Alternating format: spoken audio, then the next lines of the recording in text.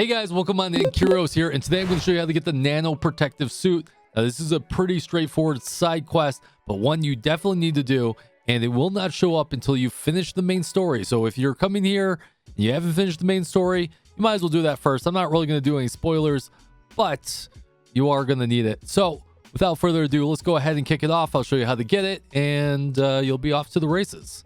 Oh yeah, like and subscribe. Let's get started. All right, so you just finished the main story quest and you want to experience that area 3, the magma area. But you realize as you start to swim down, something bad is happening and the temperature is rising. And eventually that will... Ow, it hurts. Oh, hot. We're dead. Well, there is a way to get around this, but the game doesn't really specifically tell you how to do that. So let me show you how to do that.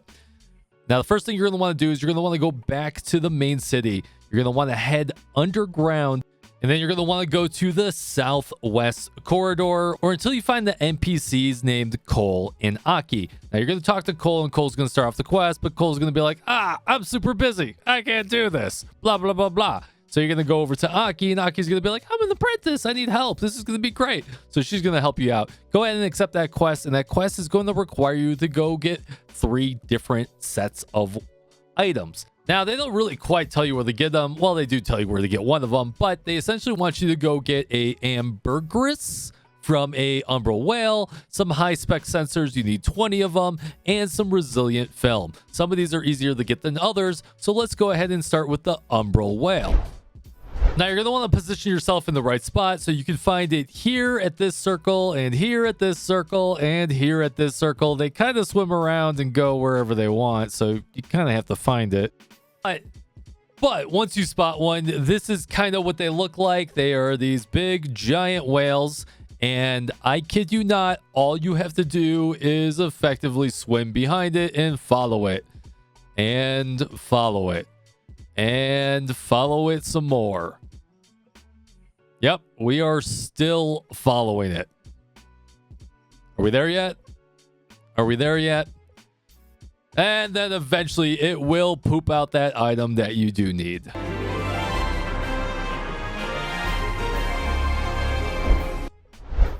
All right, next up we are these high spec sensors, and you do need 20 of these. Now these are pretty easy to get. They come from these eyeball looking sensor eyeball thingies. Now all you have to do is swim up to them just like all the other mechanics and just grab them real quick by spamming F. But the problem is that you do need 20 of them, and they're kind of a pain to find without a swimming mount. So I've went ahead and made you this fancy dancy little map, and on this map there's 22 of them. So pick the 20 that you care about if you want to find these lickety split, and there you go.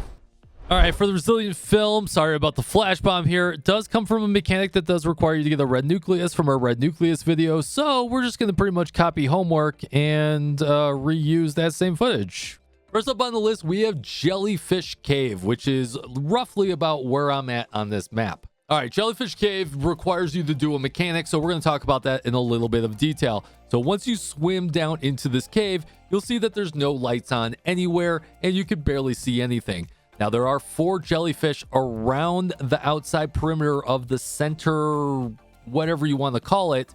What you're going to want to do is go activate all 4 of those jellyfish. Now, one of the jellyfish will actually go into this honeycomb structure and actually light it up like a light bulb, but the other 3 won't. And that's where the mechanic comes into play.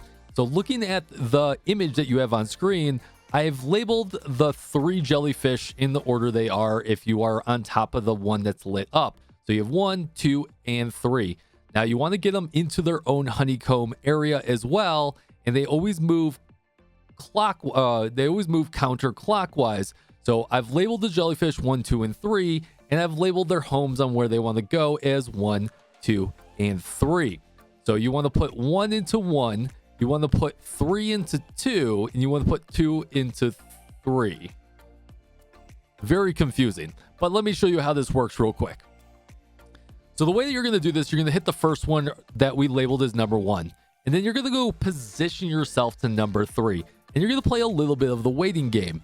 As soon as that jellyfish that you activated from number 1 passes by that honeycomb that you're near and just unlights that honeycomb, what you're going to do is you're going to hit number 3 and you're going to quickly sprint over to number 2 and hit that immediately. If you do this properly, all 3 of the honeycombs should light up at pretty much the same time, effectively completing the mechanic. Now, once the mechanic is complete, you'll have everything will start to be very bright. You'll see all these jellyfish around, and you will find your prize right in the middle, and it'll have another item that you need for another quest that I have a video for as well.